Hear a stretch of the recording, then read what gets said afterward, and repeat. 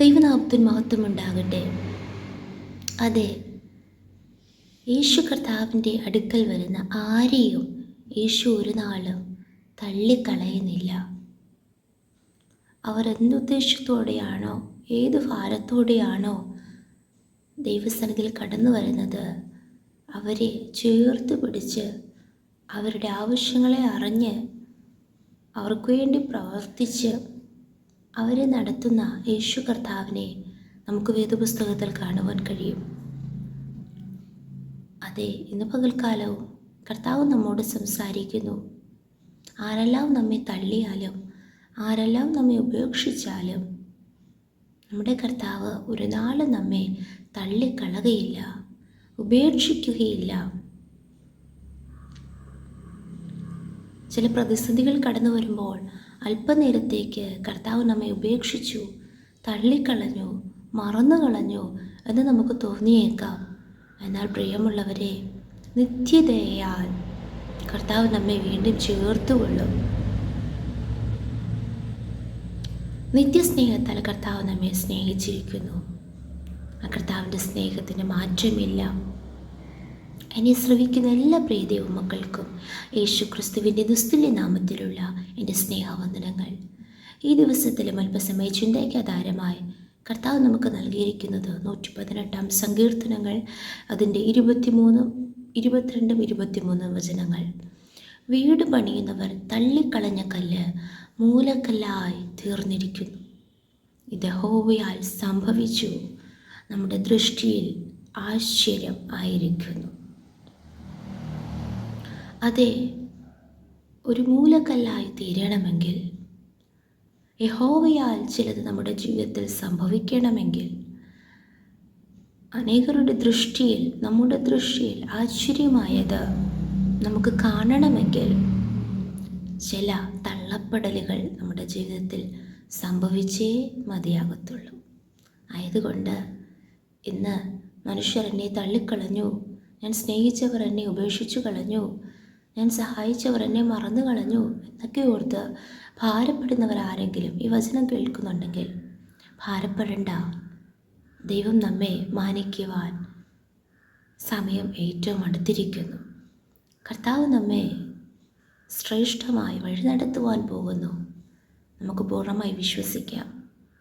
ഈ വചനം കേൾക്കുമ്പോൾ നമുക്ക് നമ്മുടെ അനുഭവങ്ങളാണ് നമ്മുടെ ചിന്തയിൽ ഓടിയെത്തുന്നത്. എന്നാൽ പ്രിയമുള്ളവരെ, നമുക്ക് മുൻപായി ഈ അവസ്ഥയിൽ കൂടി കടന്നുപോയ കർത്താവായ യേശു ക്രിസ്തുവിനെയാണ് നാം സേവിക്കുന്നത്, നാം ആരാധിക്കുന്നത്. നമ്മെപ്പോലെ പാപമൊഴികെ മറ്റെല്ലാ വിധത്തിലും പരീക്ഷിക്കപ്പെട്ടവനായിരുന്നു നമ്മുടെ കർത്താവായ യേശു ക്രിസ്തു. ഇതേ വചനത്തോടനുബന്ധിച്ച് യേശു ക്രിസ്തുവിനെ കുറിച്ച് എന്താണ് പറയുന്നത്? അപ്പോസ്തലനായ പത്രോസ് എഴുതിയ 1-ാം ലേഖനം 2-ാം അധ്യായം അതിൻ്റെ 4-5 വചനങ്ങളെ നാം എങ്ങനെ വായിക്കുന്നു? മനുഷ്യർ തള്ളിയതെങ്കിലും ദൈവസന്നിധിയിൽ ശ്രേഷ്ഠവും മാന്യവുമായ ജീവനുള്ള കല്ലായ അവൻ്റെ അടുക്കൽ വന്നിട്ട് നിങ്ങളും ജീവനുള്ള കല്ലുകൾ എന്ന പോലെ ആത്മീയ ഗൃഹമായി യേശു ക്രിസ്തു മുഖാന്തിരം ദൈവത്തിന് പ്രസാദമുള്ള ആത്മീക യാഗം കഴിപ്പാൻ തക്ക വിശുദ്ധ പുരോഹിത വർഗമാകേണ്ടതിന് പണിയപ്പെടുന്നു. അപ്പോൾ യേശു കർത്താവിനെ കുറിച്ച് നാം ഇവിടെ വായിക്കുന്നു, മനുഷ്യർ തള്ളിയതെങ്കിലും. അപ്പോൾ യേശുവിനെ മനുഷ്യർ തള്ളി. ഒത്തിരി അനുഭവങ്ങൾ നമുക്കത് കാണുവാൻ കഴിയും.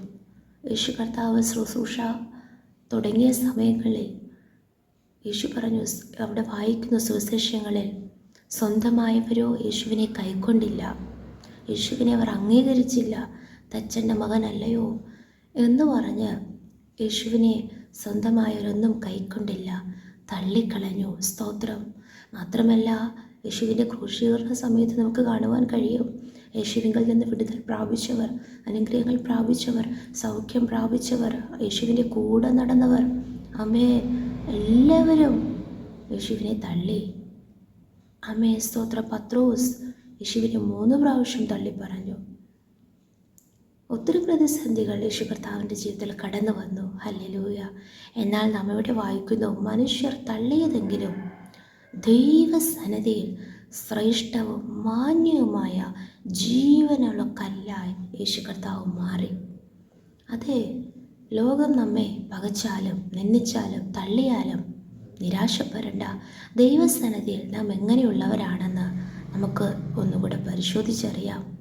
ദൈവസന്നിധിയിൽ നമ്മുടെ ജീവിതത്തെ നമുക്ക് ക്രമീകരിക്കാം.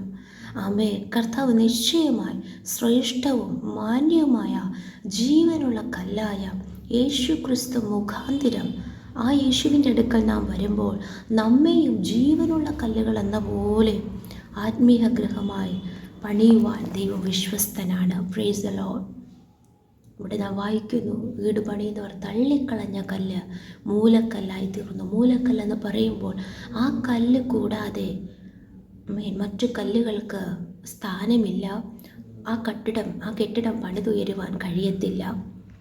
എവിടെയാണോ നാം ഒറ്റപ്പെട്ടത്, തള്ളപ്പെട്ടത്, അവിടെ യേശു കർത്താവിനെ മാനിച്ചതുപോലെ ശ്രേഷ്ഠവും മാന്യവുമായി നമ്മെ നടത്തുവാൻ നമ്മുടെ ദൈവം സർവശക്തനാണ്. എന്നാൽ ദൈവത്തിന് പ്രസാദമുള്ളവരായി നമുക്ക് ജീവിക്കുവാൻ ദൈവകരങ്ങളിൽ നമ്മെ ഏൽപ്പിച്ചു കൊടുക്കാം. നിശ്ചയമായി ആശ്ചര്യപ്പെടും വിധത്തിൽ കർത്താവ് നമ്മെ മാനിക്കും.